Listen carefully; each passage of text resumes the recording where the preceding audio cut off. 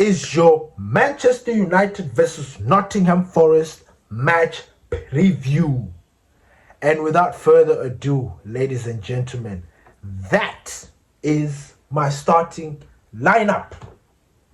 As you can see, it's confusing because at the moment we just do not know what's going to happen with how Michael Carrick is going to pick the team. But I've picked this team because this is the only one that I could think of. I mean, yes, I've got players in there that I'm always complaining about. But for some reason, Michael Carrick just seems, you know what?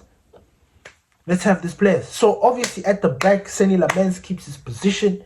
Our wall, our defender, our... Hey, without Senny Lammens, I don't know where we would be. This season would have turned out different if we didn't have Senny Lammens. So Senny Lammens retains his position. Diego Dalot, I've put him there because Carrick loves him. I don't know why, but he does. Mazraoui doesn't get a lick. I don't know.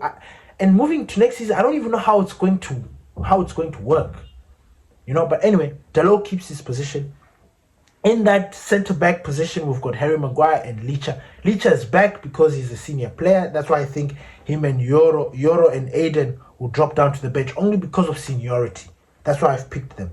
And at left back, we've got Shorbeto, Carlos. In that midfield, I think brother Casemiro comes back into the fold because, hey, we need him.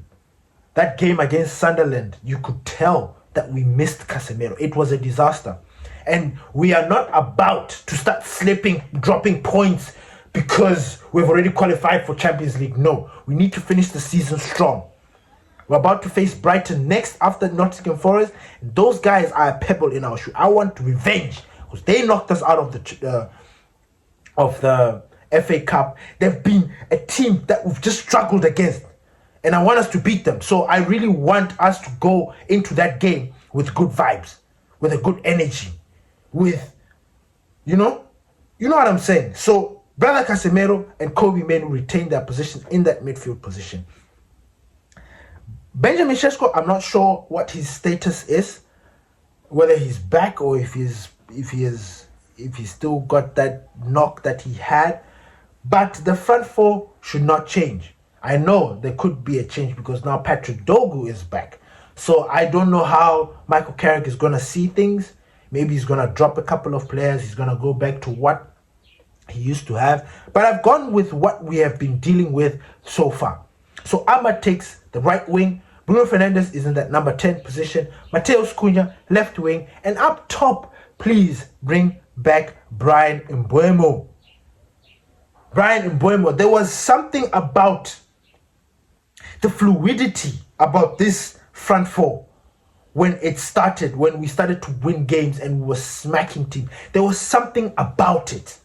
Yes, Patrick Dogu was also part of the fray, but he got injured. And then we had to forget about him and move on. So this front four was the one that was dealing with everything else. So I'm sitting here thinking to myself, why is Bryan Mbeumo? There's a case to say for Ahmad because somehow at the end of the season and he's just dropped. I don't know. I don't know what's happening with Ahmad. I don't know if it is confidence. I don't know if it's because he has not provided goals and assists and he's feeling some type of way. I don't know. But he has dropped points. So if there's anybody to drop, it should be Ahmad. But then dropping him now, it deprives us of what Ahmad brings to the squad. You know? I don't want that. I don't want that. This front four did the magic, the interchanging, the way they were breaking lines, the way they were swapping positions and complementing each other was so beautiful to see. Until Carrick decided to change things and then it was weird. So if Benjamin Sesko is not yet fit and he's not yet back, this should be our front four. Bryan Mbeumo should start. In fact, even if he is fit, this should be Benjamin Sesko will come back off the bench and score us a goal. That's what has been. That has been the mantra. That has been the thing that has been going on at Manchester. And we're playing Nottingham Forest. Nottingham Forest, yes, they're feeling bummed out because they've been knocked out of the Europa League by Aston Villa. So they maybe are angry. But at the same time, they're looking good. They're looking good. And I'm not sure the last game, if they beat us or we drew, I forgot. But we need to win this game. Villa just smacked Liverpool yesterday. They smacked them. Spanky. Now we need to do the same. We need to show our authority. We need to show our dominance. We need to show that, yes, third position is ours. And it has been ours. So there's nobody here that can come here and start talking. Now, I don't know if you guys have noticed, the new app, the update, has removed the predictions.